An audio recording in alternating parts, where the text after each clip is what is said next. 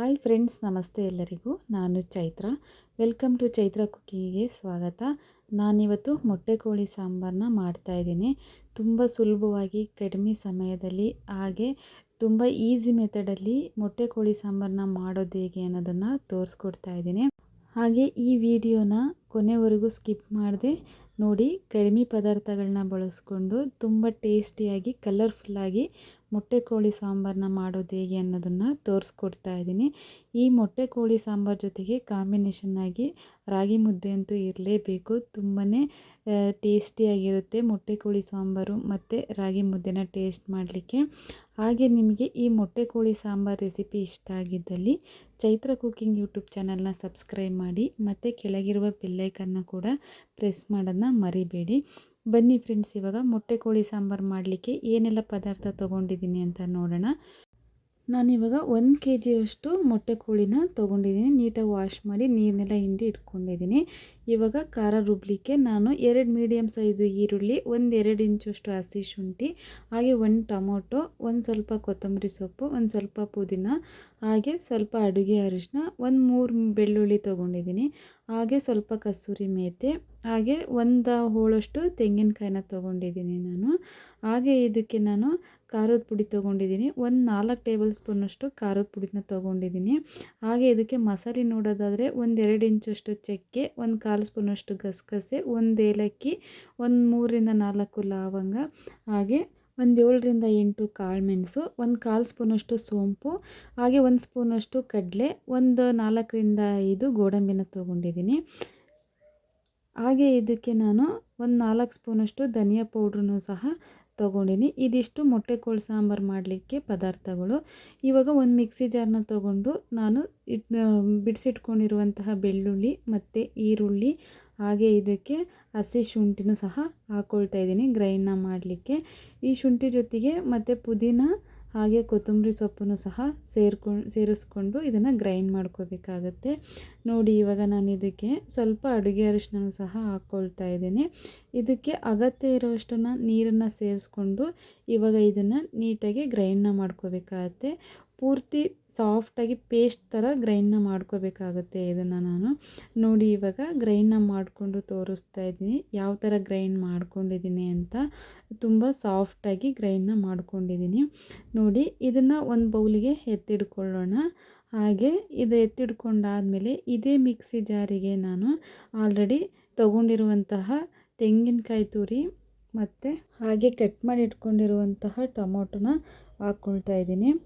ತೆಂಗಿನಕಾಯಿ ತುರಿ ಜೊತೆಗೆ ಟೊಮೊಟೊನೂ ಸಹ ಹಾಕ್ಕೊಂಡು ಗ್ರೈಂಡ್ ಮಾಡ್ಕೋಬೇಕಾಗತ್ತೆ. ಹಾಗೆ ಮಸಾಲೆ ಐಟಮ್ಸ್ ಏನೇನು ತೊಗೊಂಡಿದ್ದೀನೋ ಚಕ್ಕೆ, ಲವಂಗ, ಏಲಕ್ಕಿ ಎಲ್ಲನೂ ಸಹ ಈ ಕಾಯಿ ಜೊತೆಗೇ ಹಾಕ್ಕೊಂಡು ಗ್ರೈಂಡ್ ಮಾಡ್ಕೋಬೇಕಾಗತ್ತೆ. ಇದಕ್ಕೆ ಅಗತ್ಯ ಇದ್ದರೆ ಸ್ವಲ್ಪ ನೀರನ್ನು ಮಿಕ್ಸ್ ಮಾಡಿಕೊಂಡು ಪೇಸ್ಟ್ ಥರ ಗ್ರೈಂಡ್ ಮಾಡ್ಕೊಂಡಿದ್ದೀನಿ. ನೋಡಿ, ಇವಾಗ ಇದಕ್ಕೆ ಸ್ವಲ್ಪ ಖಾರದ ಪುಡಿ ಹಾಗೆ ಧನಿಯಾ ಪೌಡ್ರನ್ನು ಸಹ ಸೇರಿಸ್ಕೊಂಡು ಇವಾಗ ನೀಟಾಗಿ ಗ್ರೈಂಡ್ ಮಾಡ್ಕೋಬೇಕಾಗತ್ತೆ.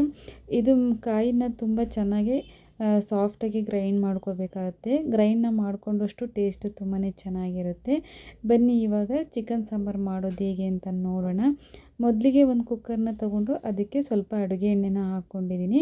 ಇದಕ್ಕೆ ನಾನು 1/2 ಇಂಚಷ್ಟು ಚಕ್ಕೆ ಮತ್ತು 1 ಲವಂಗ ಹಾಕ್ಕೊಂಡಿದ್ದೀನಿ. ಹಾಗೆ ಎಣ್ಣೆ ಬಿಸಿ ಆದ ತಕ್ಷಣ ನಾನು ಚಿಕನ್ ಆಲ್ರೆಡಿ ತೊಳೆದಿಟ್ಕೊಂಡಿದ್ನಲ್ಲ ಅದನ್ನು ಸಹ ಎಣ್ಣೆಗೆ ಸೇರಿಸ್ಕೊಂಡು ನೀಟಾಗಿ ಫ್ರೈ ಮಾಡ್ಕೋಬೇಕಾಗತ್ತೆ. ನೋಡಿ, ಇದನ್ನು ಏನಿಲ್ಲ ಅಂದರೂ ಒಂದು 5 ನಿಮಿಷನಾದರೂ ಎಣ್ಣೆಯಲ್ಲಿ ನೀಟಾಗಿ ಚಿಕನ್ನ ಫ್ರೈ ಮಾಡ್ಕೋಬೇಕು. ಇವಾಗ ನಾನು ಇದಕ್ಕೆ ರುಚಿಗೆ ತಕ್ಕಷ್ಟು ಉಪ್ಪನ್ನು ಸಹ ಸೇರಿಸ್ಕೊಂಡು ಫ್ರೈನ ಮಾಡ್ಕೊಳ್ತೀನಿ.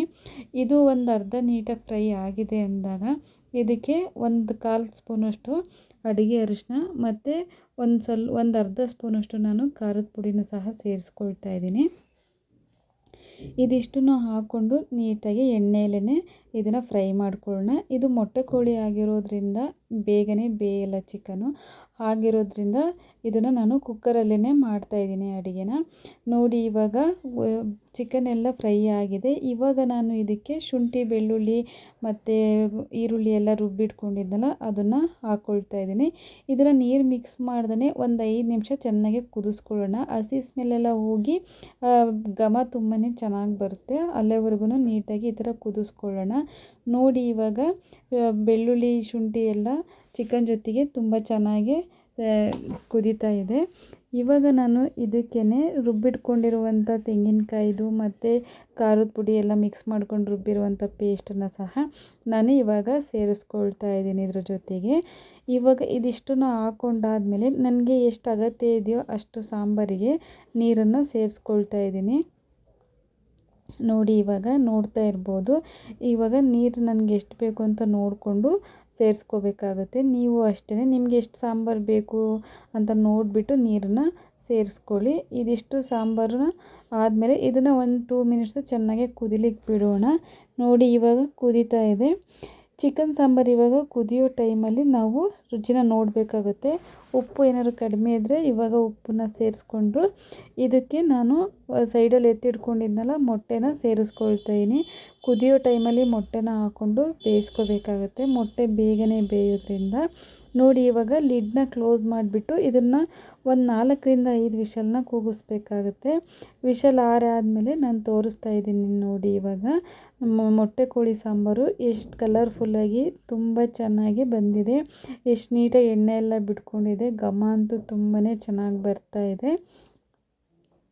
ಈ ಥರ ಕುಕ್ಕರಲ್ಲಿ ವಿಷಲ್ ಹಾಕ್ಸಿ ಮಾಡೋದ್ರಿಂದ ಸಾಂಬಾರು ಬೇಗನೆ ಆಗುತ್ತೆ ಮತ್ತು ಚಿಕನು ಕೂಡ ತುಂಬ ಬೇಗನೆ ಬೇಯುತ್ತೆ. ಅದಕ್ಕೋಸ್ಕರ ಈ ಥರ ಕುಕ್ಕರಲ್ಲಿ ಮಾಡಬೇಕಾಗುತ್ತೆ.